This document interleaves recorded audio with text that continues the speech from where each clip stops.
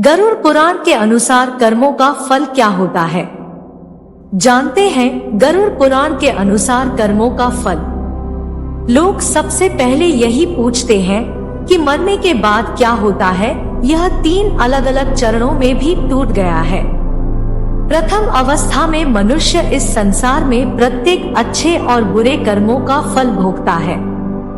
दूसरे चरण में मृत्यु के बाद एक व्यक्ति अपने कर्म के आधार पर विभिन्न जन्मों में से एक में जन्म लेता है। तीसरे चरण में उसे उसके कर्म के आधार पर या तो नरक या स्वर्ग में भेजा जाता है। गरुड़ पुराण के अध्याय 2 में बताया गया है कि किस तरह से यम के दास अनिश्चित काल तक नरक में होने पर अपने जीवन के दौरान किए गए पापों के अनुसार सजा देते हैं। हम यहाँ दी जाने वाली सजाओं के बारे में बात करेंगे। पहला दंड है तमिश्र। जो लोग दूसरे लोगों की संपत्ति को हथियाने, लूटने या चोरी करने और अपराध करने का प्रयास करते हैं, उन्हें तामिश्र में स्थित यमराज में दंडित किया जाता है। रसातल की पिटाई में पीड़ितों को लोहे की सलाखों और मुफ्त दरों का उपयोग करके दंडित किया जाता है। पिटाई तब तक जारी रहती है जब तक कि खून बहने लगता है और पीड़ित तब बेहोश हो जाता है। अगली सजा है अंध तमिश्र। जोड़े जो अच्छे विश्वास में अपने रिश्ते को बनाए रखने में विफल रहते हैं और एक दूसरे का सम्मान नहीं करते हैं, उन्हें अंध तमिश्र की सजा मिलती है। अंध तमिश्र में उनके साथ अन्य पीड़ितों की तरह ही व्यवहार किया जाता है। हालांकि पीड़ित को रस्सियों से तब तक बांधा जाता है जब तक कि वे बेहोश न हो जाएं। यदि लोग दूसरों की संपत्ति या संपत्ति से ईर्ष्या करते हैं तो वे इस नरक को भोगते हैं। उन्हें रौरव नरक के भीतर पाए जाने वाले घातक सांपों से दंडित किया जाता है, जहां उन्हें तब तक दंडित किया जाता है जब तक कि सर्प समाप्त नहीं हो जाते। अगला पाप पूर्ण कदम दूसरे की संपत्ति को नष्ट करना और दूसरे की संपत्ति पर अवैध कब्जा करना, दूसरे लोगों का अधिकार लेना और संपत्ति का अवैध कब्जा करना है। जो कोई भी इन अपराधों को करेगा उसे महारौरव नरक द्वारा दंडित किया जाएगा। महारौरव में उन पर तरह तरह के जहरीले सांपों का भी हमला होता है। एक और नरक कुंभिपाक है। जो लोग आनंद के लिए जानवरों को मारते हैं, उन्हें कालकोठरी में ले जाया जाता है, फिर उन्हें उबाला जाता है और फिर गर्म तेल के बर्तनों में तला जाता है। जो लोग अपने दायित्वों को पूरा नहीं करते हैं या भगवान की आज्ञा का पालन नहीं करते हैं और धर्म के नियमों को तोड़ते हैं, और उन्हें इस नरक में दंडित किया जाता है। उन्हें बेहोश होने तक चाबुक से सजा दी जाती है। जो अपनी जिम्मेदारियों की अवहेलना करते हैं और अक्षमता के माध्यम से अपनी प्रजा को सताते हैं, निर्दोषों को दंडित करते हैं और अवैध कार्य करते हैं, जब वे इस तरह के कार्यों के बारे में सुनते हैं तो उन्हें इस नरक में दंडित किया जाता है। पीड़ितों को जानवरों के तेज जबड़े के नीचे पीस देने के लिए पीट पीट कर मार डाला जाता है और दंडित किया जाता है।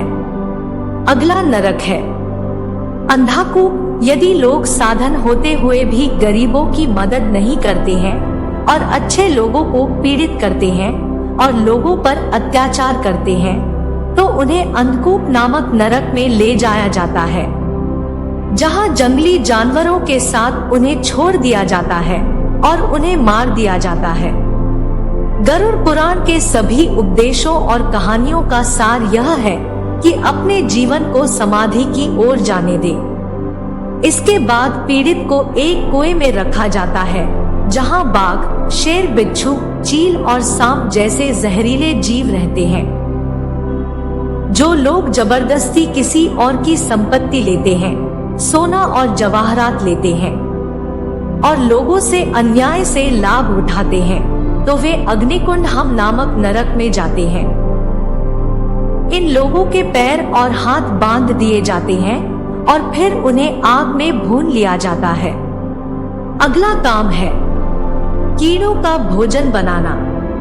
जो लोग मेहमानों को अपमानित महसूस करते हैं और अपने फायदे के लिए लोगों का इस्तेमाल करते हैं, उन्हें उस नरक में फेंक दिया जाता है जो कीड़ों का भोजन बनने के लिए। फिर उन्हें सांपों और कीड़ों के साथ दफना दिया जाता है।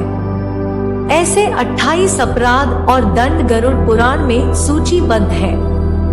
इस प्रकार यमलोक से दुष्ट आत्माओं का भ्रमण किया जा सकता है। कई लोगों का मानना है कि गरुड़ पुराण को घर में नहीं रखना चाहिए। शादी विवाह आदि में ही इसकी कहानी सुनाई जाती है। यह एक मिथक है जो अविश्वसनीय रूप से भ्रामक और अंधविश्वासी है। क्योंकि यह पुस्तक देवताओं द्वारा लिखा गया है, इसलिए कोई भी इस गरुड़ पुराण से मोक्ष को प्राप्त कर सकता है, चाहे वह इसे कैसे भी कहे। यमराज के भयानक कारनामों से बच सकता है और बिना अपराध के स्वर्ग में प्रवेश करने में सक्षम है। गरुड़ पुराण के अनुसार कर्म का फल। गुरु का अपमान यानी भगवान का अपमान। ऐसा करना नरक के द्वार खोलने जैसा है। गरुड़ पुराण में कहा गया है कि गुरु से कुतर्क करने वाला शिष्य अगले जन्म में जल रहित वन में ब्रह्म राक्षस बनता है। यदि कोई पुरुष महिलाओं वाला आचरण करता है, स्वभाव में महिलाओं वाली आदतें ले आता है, तो ऐसे पुरुषों को अगले जन्म में स्त्री का रूप मिलता है। अगर कोई मृत्यु के समय भगवान का नाम लेता है तो वो मुक्ति के मार्ग पर अग्रसर हो जाता है। इसलिए शास्त्रों में कहा गया है कि मरते समय राम का नाम लेना चाहिए। स्त्री की हत्या, गर्भपात करने या कराने वाला भिल्ल रोगी, गाय की हत्या करने वाला मूर्ख और कुबड़ा, ये दोनों नरक की यातनाएं भोगने के बाद अगले जन्म चांडाल योनि में ही पैदा होते हैं। जो लोग महिलाओं का शोषण करते या कराते हैं, वो अगले जन्म में भयानक रोगों से पीड़ित होते हैं। वहीं अप्राकृतिक रूप से संबंध बनाने वाला अगले जन्म में नपुंसक, गुरु पत्नी के साथ दुराचार करने वाला कुष्ठ रोगी होता है। गरुड़ पुराण में बताया गया है कि जो मनुष्य छल, कपट और धोखा देते हैं, वो अगले जीवन में उल्लू बनते हैं। वहीं झूठी गवाही देने वाला दूसरे जन्म में अंधा पैदा होता है।